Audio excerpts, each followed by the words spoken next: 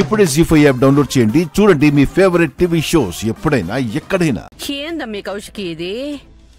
ఫోన్ని కళ్ళ ముందు పెట్టుకుని లోపలికి పోయి ఉండవు.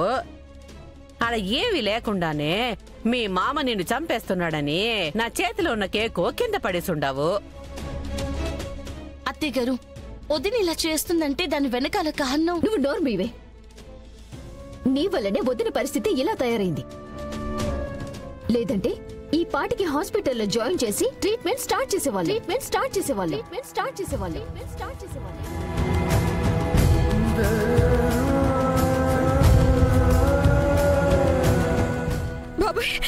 బాబాయ్, మీరైనా నా మాట నమ్మండి. నిజంగా మామయ్య వచ్చాడు.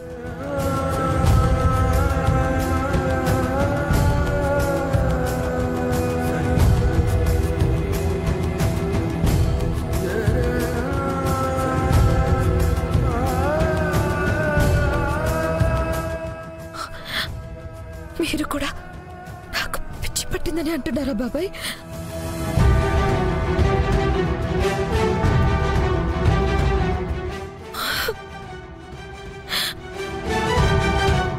కౌశికి గారు, మీకు మతి స్థిమితం సరిగా లేనప్పుడు ఆస్తి కేదారికి రాసినా చెల్లదు.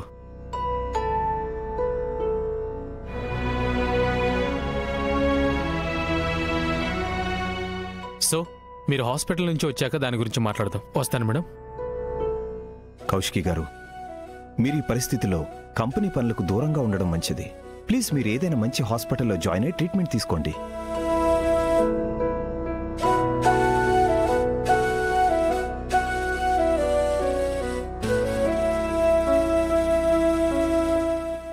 అక్క ప్లీజ్, నేను చూస్తుంటే మాకు భయంగా ఉంది. ఇలానే ఊహించుకొని మమ్మల్ని ఏమైనా చేస్తావేమో అని టెన్షన్తో మేము ప్రశాంతంగా ఉండలేం. హాస్పిటల్కి వెళ్ళిపోక. ఇప్పటికీ ఇంటి పరువు మాత్రమే పోయింది. ఇంకా కంపెనీ పరువు కూడా పోయేలో మీరు కొన్ని రోజులు అన్నింటికి అందరికీ దూరంగా ఉండటమే బెటర్ అనిపిస్తోంది. అన్నయ్య హాస్పిటల్ వాళ్ళకి ఫోన్ చేస్తాడు. వెళ్ళిపోక.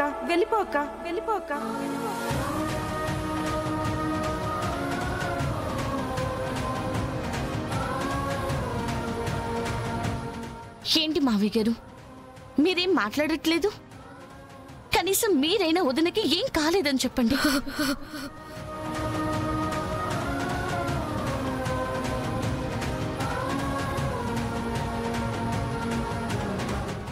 యువరాజ్ హాస్పిటల్కి ఫోన్ చేసి నన్ను తీసుకెళ్ళిపోమంచు.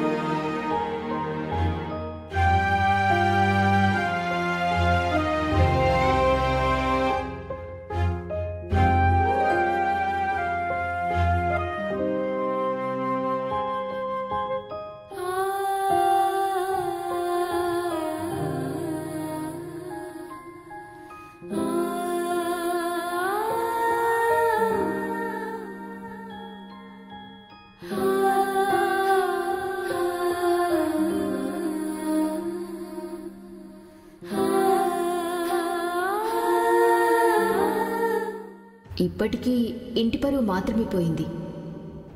ఇంకా కంపెనీ పరువు కూడా పోయేలోపు మీరు కొన్ని రోజులు అన్నింటికి అందరికీ దూరంగా ఉండటమే బెటర్ అనిపిస్తోంది వదిన.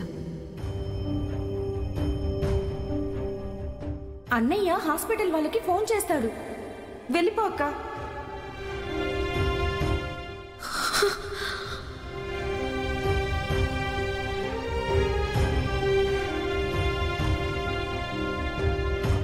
వదినా ప్లీజ్ జగదాత్రి, నాకు మాట్లాడాలని లేదు. హాస్పిటల్ వాళ్ళు వచ్చే వరకు నన్ను డిస్టర్బ్ చేయకండి. వదినా, ఒకసారి నేను చెప్పేది కూడా వినండి వదినా. మర్చిపోయాను. కింద నువ్వు నన్ను పిచ్చిదాన్ని అని అనడం మర్చిపోయావు కదా,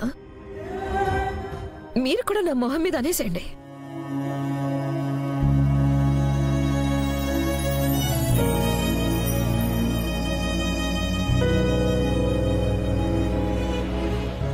ఏంటి అలా చూస్తున్నారు? నాకేం బాధగా లేదు. అందరూ అన్నట్టుగా నిజంగానే నాకు పిచ్చి పట్టింది. అందుకే చనిపోయిన మావయ్య నన్ను చంపాలని చూస్తున్నారని నేనే ఊహించుకుంటున్నాను. నా పిచ్చితో మిమ్మల్ని ఏమైనా చెయ్యకముందే నేనే ఇక్కడి నుంచి వెళ్ళిపోవడం కరెక్ట్.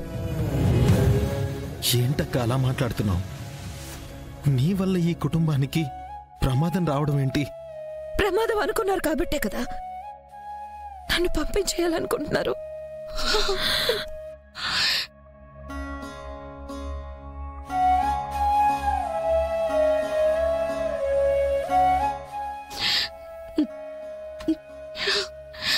మీరలా మాట్లాడకండి. నాకు భయంగా ఉంది. మీకేం కాలేదని మీకు తెలుసు, మాకు తెలుసు. కానీ నా కుటుంబానికి తెలియడం లేదే.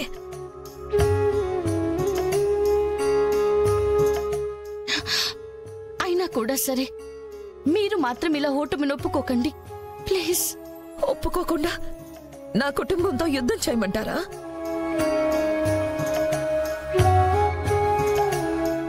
నాకు నా కుటుంబం కోసం యుద్ధం చేయడం తెలుసు, కానీ నా కుటుంబంతో యుద్ధం చేయడం రాదు.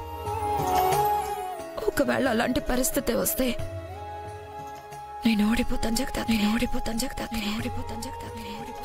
అయినా నేను అలసిపోయాను జగదాత్రి. నాకు ఇంకా ఓపిక లేదు. నేను చెప్పేది నిజమని నిరూపించలేను. ప్లీజ్ మీరు వెళ్ళిపోండి.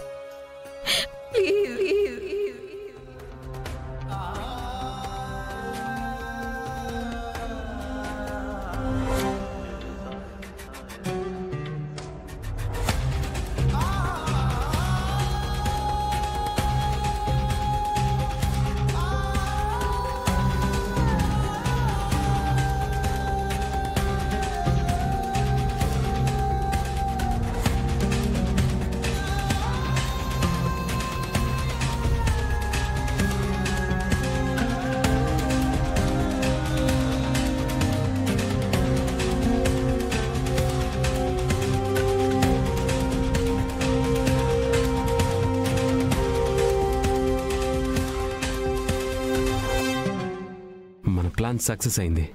అక్కని హాస్పిటల్కి తీసుకెళ్ళడానికి హాస్పిటల్ వాళ్ళు వస్తున్నారు. ఇప్పుడు కదా మా అన్న ఆత్మగిట్ట శాంతించేది.